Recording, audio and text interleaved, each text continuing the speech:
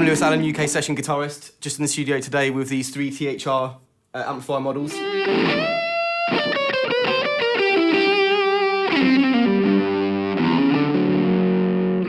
So on stage I'd use 2 valve heads and 2 cabs, and I'd run them clean and sort of affect the sound with pedals and stuff primarily, so get a really nice clean sound that you're happy with.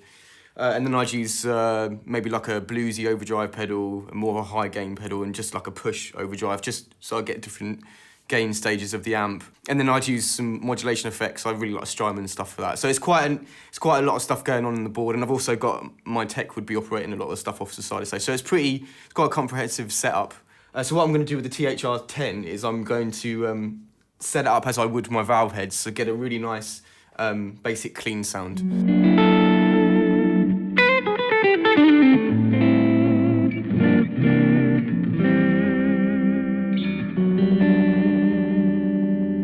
It's got a really deep, rich, clean sound there, which, I mean, in the room, you wouldn't, if you didn't know that amp was there, you probably wouldn't tell that it was that big. So the second setting I've just programmed in is like an AC30 kind of sound, because it's quite fun to play with.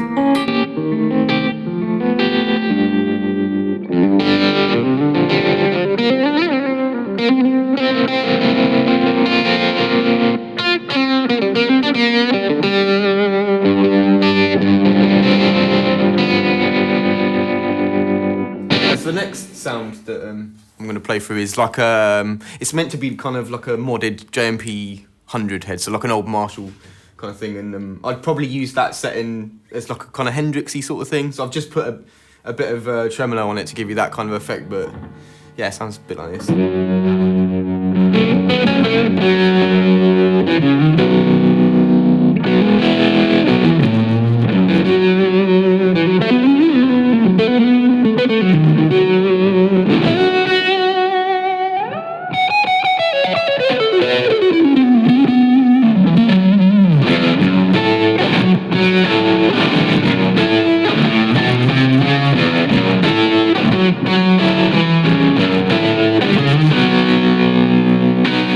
So we just changed amp models now, and I'm playing through the 10C, and this is all your boutique-y, hand-wired kind of valve combos.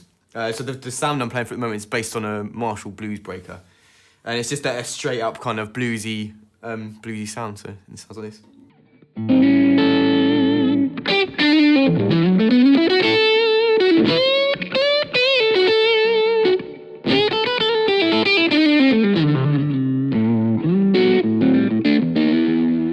The thing about these units is they're actually quite specialist. They've got some quite specialist sounds on there. And the amp setting I've got it on now is actually meant to be a Dr. Z, so sort of small wattage Dr. Z, so it'll get really kind of crazy and, you know, sound really all big boxy and mad, but it's actually a really enjoyable sound, and it's really cool to play with. So it sounds like this.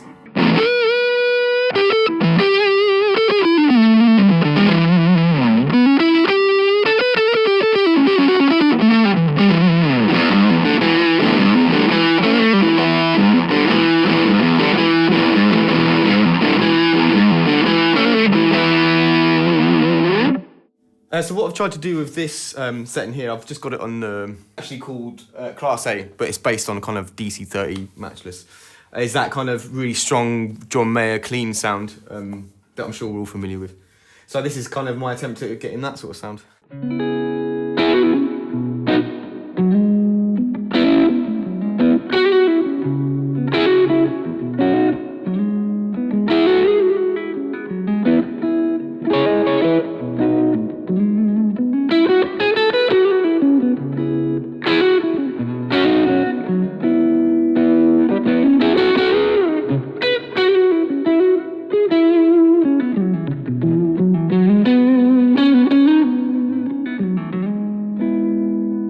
So I'm using the THR 10X now, which has got a selection of quite unusual high gain amps. So the sound that I've got up here is sort of trying to recreate the high gain rhythm sound that I'd use live for various stuff, you know, sort of lead and rhythm, but it's sort of mainly just for sort of beefing up tracks, really. So yeah, it sounds a bit like this.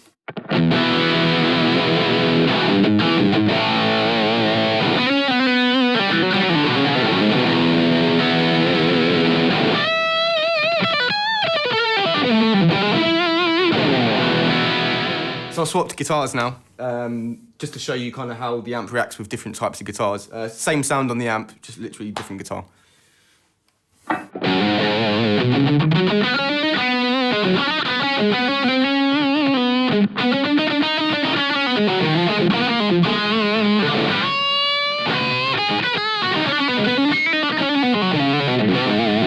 So we're sticking with the same amp model here, which is Brown 1, which is identical to that late 70s, early 80s All-American rock sound, which I'm sure we're all familiar with.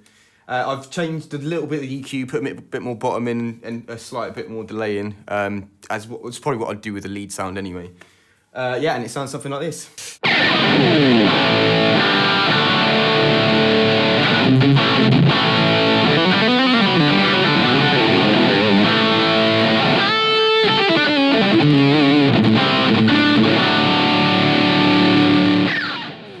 So I've just changed to a different amp modelling setting, and we're on the Southern High now, which is actually modelled on a ridiculously high gain Southern American amp. The thing is with all these amp settings as well is you haven't got to use it for, it hasn't got to be all, completely thrash. You can wind the gain back and adjust the EQ and get some really interesting sounds out of it. So for me, I thought this sound was quite similar to a very famous 80s session musician. So I've added a bit of chorus and a bit of delay, and yeah, it sounds pretty similar, I think.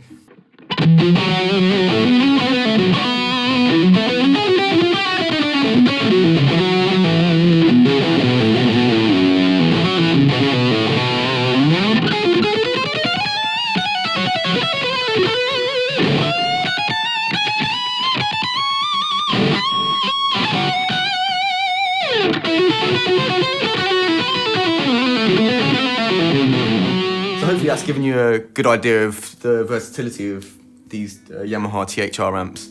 I'd have any one of them really for any scenario. Whether it be kind of warming up the artist in the dressing room before, or the main use I use them is in the studio for writing. If we've got an artist in there we're writing with, that's perfect for getting a vibe in the room and getting a sound up together. Not to mention you can plug your iPod and stuff into it. And to be honest, for the price of an effects pedal, you've got all that versatility. You can't go wrong really.